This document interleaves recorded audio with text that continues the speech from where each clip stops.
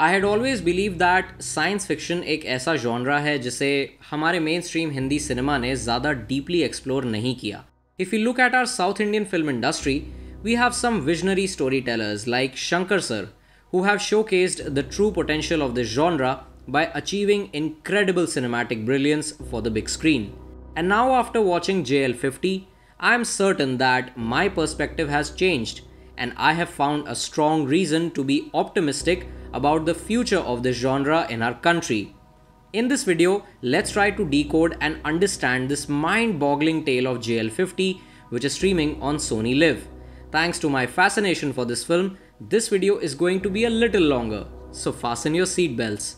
JL50 की कहानी को समझने के लिए हमें सबसे पहले इस कहानी के प्रेमिस यानी कि कॉन्सेप्ट को समझना होगा. साइंस फिक्शन जॉनरा की सबसे खूबसूरत बात यह है कि ऐसी कहानियाँ हमें विज्ञान के अस्तित्व और इंसान की सोच के बारे में विचार करने पर मजबूर करती हैं. The curiosity of our human mind drives the desire to unravel the hidden secrets of science. Some of us try to harness its power, while the others misunderstand the true potential of science and exploit its power for selfish motives. Kalinga युद्ध के दौरान सम्राट अशोक के साथ भी यही हुआ, जब उन्हें लड़ाई में विजय पाने की खुशी से ज़्यादा ढेर सारे मासूम लोगों की मौत का दुख हुआ. इसके बाद सम्राट अशोक ने साइंस और टेक्नोलॉजी की ताकत के गलत इस्तेमाल को रोकने के लिए इस दुनिया की पहली सीक्रेट सोसाइटी का गठन किया, जो आज अशोकाज 9 अननोन मैन या फिर 9 मिस्टीरियस मैन के नाम से पूरी दुनिया में जानी जाती है. This secret society was responsible for developing and protecting 9 different books which covered subjects like politics, warfare, physiology and science. British rule के दौरान स्पीड ऑफ लाइट के ऊपर लिखी गई किताब के कुछ पन्ने मिले और उस आइडिया के रिसर्च और एक्सपेंशन के लिए साइंटिस्ट की एक टीम बनाई गई जिसमें प्रोफेसर मित्रा भी शामिल थे. उनके देहांत के बाद उनके बेटे बिस्वजीत चंद्र मित्रा ने उस ग्रुप को ज्वाइन किया, लेकिन कुछ समय बाद वो प्रोजेक्ट बंद कर दिया गया. लेकिन प्रोफेसर मित्रा ने अपनी रिसर्च कंटिन्यू करके टाइम ट्रैवल की पॉसिबिलिटी को रियलिटी में कन्वर्ट कर दिया. He finally found the coordinates of wormholes that enabled time travelling.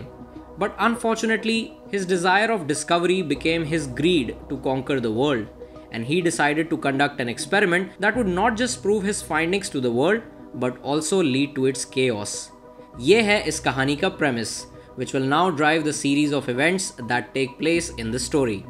Plan के मुताबिक प्रोफेसर मित्रा एक कम्युनिस्ट लीडर पार्थो मजुमदार के साथ मिलकर JL50 नाम की फ्लाइट को हाईजैक करते हैं ताकि प्रोफेसर मित्रा टाइम ट्रैवल की डिस्कवरी को टेस्ट कर सके. प्रोफेसर मित्रा कॉकपिट में घुसकर एक पायलट को मार देते हैं और दूसरे पायलट से JL50 की डायरेक्शन चेंज करवाते हैं, क्योंकि प्रोफेसर मित्रा को उन फॉर्मूले की मदद से वर्म होल के कोऑर्डिनेट्स मिल चुके थे. उनकी कैलकुलेशन के अनुसार वो प्लेन 35 आवर्स के बाद वापस लैंड हो जाना चाहिए था, मगर ऐसा नहीं हुआ और वो प्लेन वर्म होल से 35 साल बाद यानी कि 1984 से सीधा 2019 में आकर क्रैश हुआ. इस एक्सीडेंट में सिर्फ 2 लोगों की जानें बची, प्रोफेसर मित्रा और वो पायलट जिनका नाम था भीयू घोष. इस अनयूजुअल क्रैश लैंडिंग की इन्वेस्टिगेशन करने के लिए CBI ने शांतनु को अपॉइंट किया. शांतनु और उसके पार्टनर गौरांगो को धीरे धीरे सम्राट अशोका की कहानी, प्रोफेसर मित्रा के डेविलिश एक्सपेरिमेंट और प्रोफेसर दास के कनेक्शन के बारे में पता चलता है.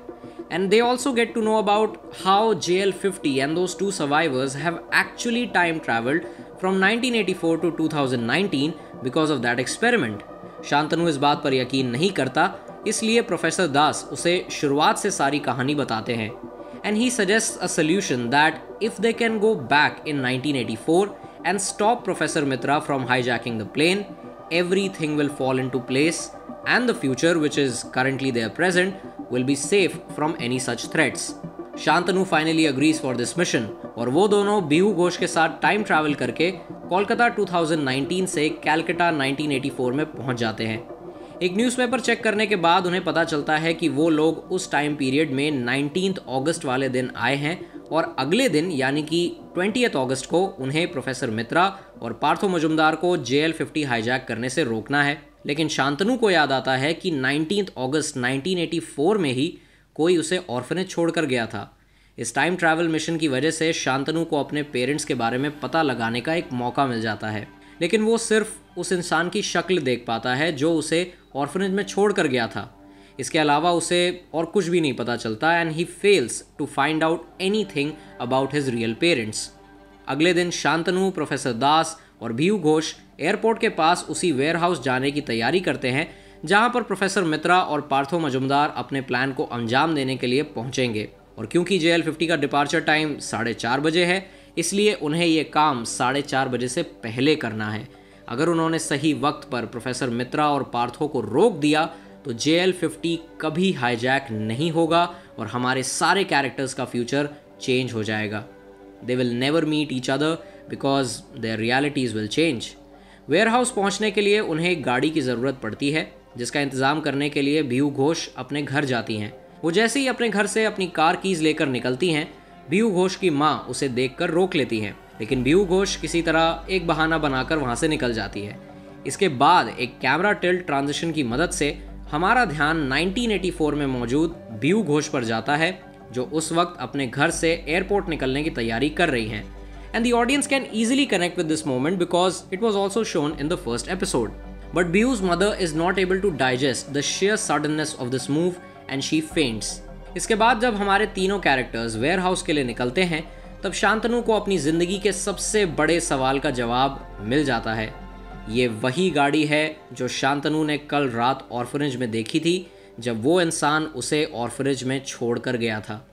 इसका मतलब भीयू घोष शांतनु की माँ है। लेकिन ये बात जानने के बावजूद शांतनु अपनी भावनाओं को काबू में करते हुए वेयरहाउस की तरफ निकल पड़ता है। वो अपनी माँ से बहुत कुछ कहना चाहता है, बहुत सारे सवाल पूछना चाहता है, लेकिन वक्त की नज़ाकत को ध्यान रखते हुए वो प्रोफेसर दास के साथ वेयरहाउस के अंदर चला जाता है। Now we witness the climax, जब शांतनु और प्रोफेसर दास प्रोफेसर मित्रा और पार्थो मजुमदार को रोकने की कोशिश करते हैं और इस कोशिश में वो कामयाब भी हो जाते हैं। But now the character of Professor Das, who was previously an ally to the character of Shantanu, turns into both a fraud character and the antagonist after he reveals his hidden agenda. Professor Das Shantanu और audience को ये बताते हैं कि किस तरह उन्होंने शांतनु को इस्तेमाल करके प्रोफेसर मित्रा के रिसर्च पेपर्स पाने के लिए ये सारी प्लानिंग करी है। उन्होंने ये भी बताया कि जब प्रोफेसर मित्रा हॉस्पिटल से भागकर उनके घर पहुंचे, तब किस तरह उन्होंने प्रोफेसर मित्रा को उनके रिसर्च पेपर्स के लिए टॉर्चर करके मार दिया और अब वो शांतनु को भी मारने की धमकी देते हैं, क्योंकि ये सब जानने के बाद शांतनु उन्हें पेपर्स देने से मना कर देता है, विच इज़ ऑब्वियस। और इन्हीं सब के दौरान प्रोफेसर दास शांतनु पर गोली चला देते हैं। इसके बाद जैसे ही प्रोफेसर वो पेपर्स लेकर वहाँ से भागते हैं, शांतनु तुरंत उठकर उन पर गोली चला देता है। Professor Das falls on the ground. Shantanu snatches those papers from him and burns them once and for all. इसके बाद शांतनु वापस गाड़ी की तरफ जाता है जहां पर उसकी माँ भीयू घोष उसका इंतज़ार कर रही है।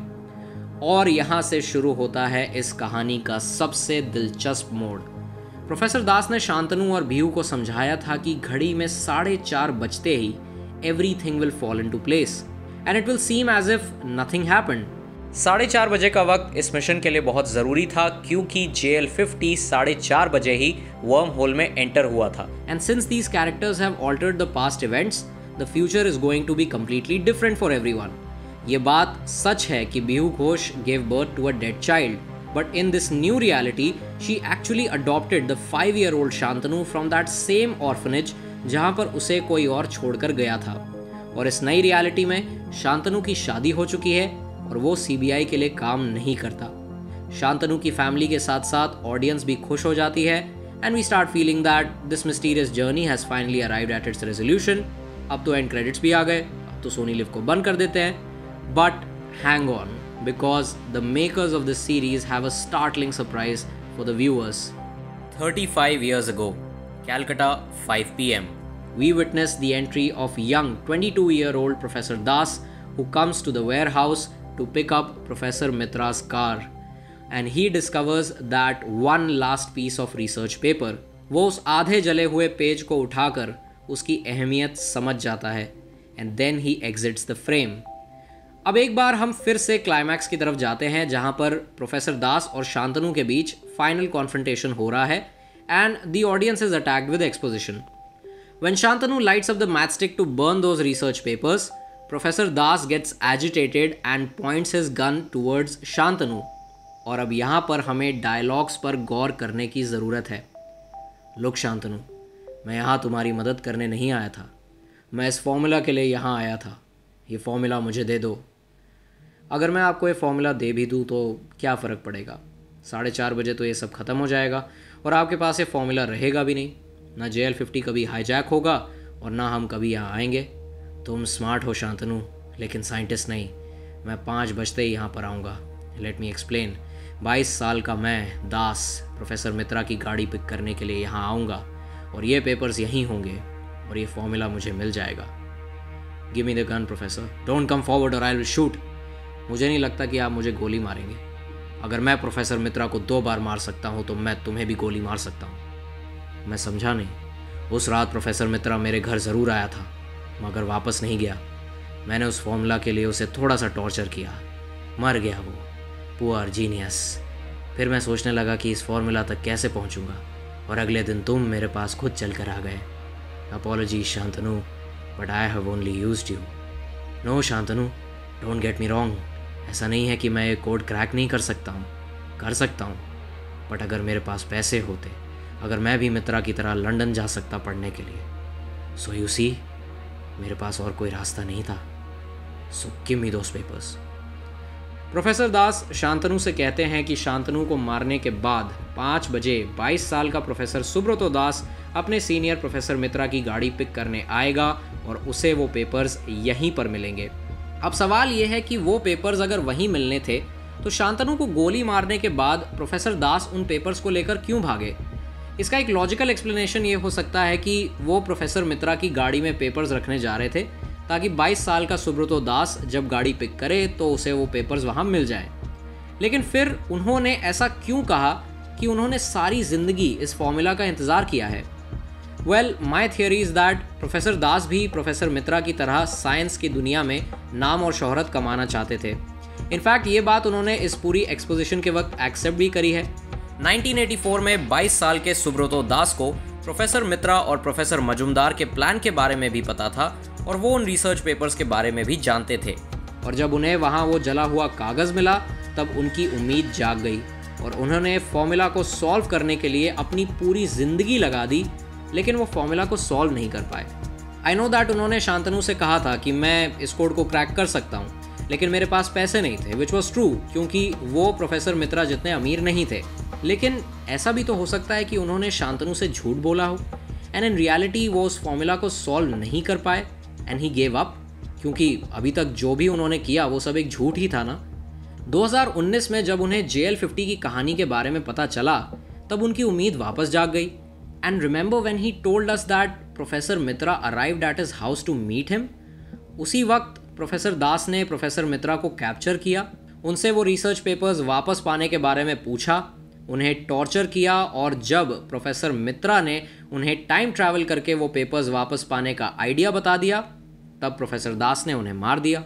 इसके बाद शांतनु अगले दिन उनके घर आया without having any knowledge about what happened last night, और इसी बात का फ़ायदा उठाकर प्रोफेसर दास ने शांतनु को अपने साथ जाने के लिए कन्विंस कर लिया।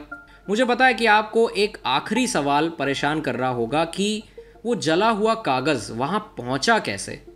वेल, ऐसा हो सकता है कि एयरपोर्ट जाने से पहले प्रोफेसर मित्रा ने उन पेपर्स को जला दिया हो, जिनमें से एक पेपर पूरी तरह नहीं जला और वही पेपर प्रोफेसर दास को मिल गया जब वो गाड़ी पिक करने के लिए वेयर हाउस पर आए।